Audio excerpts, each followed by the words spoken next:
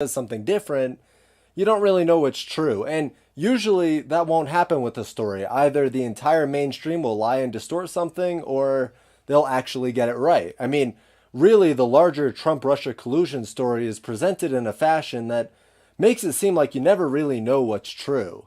And the story that I'm going to talk about today was an interesting split where Washington Post got a story from CNN and Washington Post left out something seemingly unverified from the original article, while CNN chose to leave it in because I believe they said that it could still be true despite Michael Cohen's lawyer walking back on the certainty of his statement. So CNN reported that Cohen claims that then candidate Trump knew in advance about the June 2016 meeting in Trump Tower in which Russians were expected to offer his campaign dirt on Hillary Clinton, sources with knowledge told CNN. And one of those anonymous sources was Lanny Davis, Cohen's lawyer. And it was only last week that Davis said he was not one of the sources. But then later in a discussion with BuzzFeed, of all places, he said that he was the source and he regrets lying about not being the source. And this was also admitted in a Washington Post interview where Davis said he cannot confirm media reports that Cohen is prepared to tell special counsel Robert S. Mueller III that Trump had advanced knowledge of the 2016 Trump Tower meeting, where Donald Trump Jr. expected to receive damaging information about Clinton from a Russian lawyer. And once Davis walked back on what he'd said, the New York Post and the Washington Post said that Davis was their source for the story as well. And they published his apologies, which basically consisted of him acting as a rogue spokesman for Cohen rather than a lawyer. I mean, when Davis's job is to speak to the public for Cohen, and credibility is a large factor in a court case, the last thing that Davis should be doing is going off script and saying things that aren't true or verified. But one has to wonder, why now did Davis come out and say that he was the source? I mean, the issue that arises out of this is that it might contradict Cohen's testimony to congressional investigators. And remember, this testimony was last year at a time when Cohen was seemingly more willing to help Trump. Now, 3 Axios sources have said that Cohen told investigators he did not know if Trump knew about the 2016 Trump Tower meeting prior to it taking place. So perhaps he didn't contradict himself. Or maybe Davis is saying all of this now because he realized that what he originally said contradicted what Cohen said in the congressional testimony. But regardless, the credibility of Cohen's lawyer is now in serious question, especially because he allowed the lie to fester for nearly a month. So, I mean, this means that lies would not be corrected once they're noticed, much like the focus of this whole story.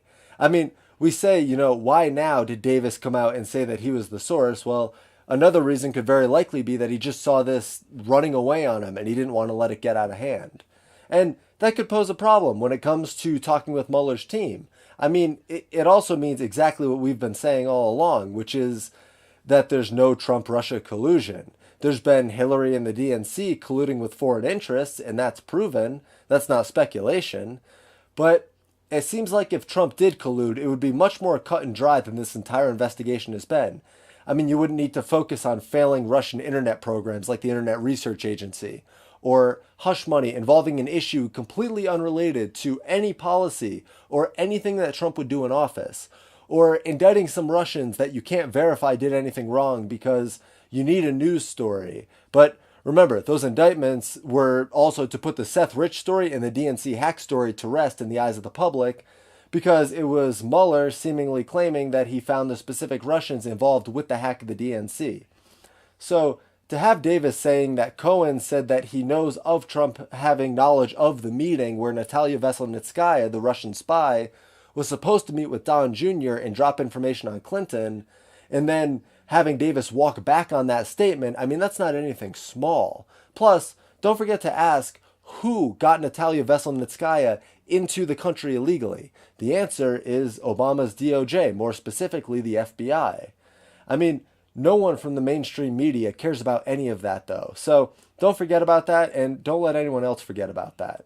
Lanny Davis also said that Trump knew about the DNC hack ahead of time, which isn't something, it's not something he could say for certain either. I mean, we know now that China did hack Hillary's emails, even though the IG report said that the FBI said that they found no evidence of the server being compromised, which is an obvious lie. So that's really all for this story. It's just another fault in the claim that Trump colluded with Russia, which at this point has lost all substance. Mueller doesn't know who he's indicting. Cohen's lawyer can't seem to get his story consistently straight, but yet the attacks from the media and the distractions and emotionally driven hit pieces just continue to ramp up as they feel that they're losing a grip on legitimate grounds for impeachment. Because apparently they don't like a booming economy or better trade deals or less regulation from an overbearing government.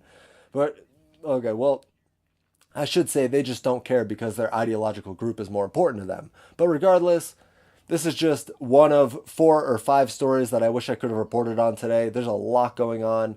And soon, as I've said, I'll be back to posting more consistently, so I'll actually be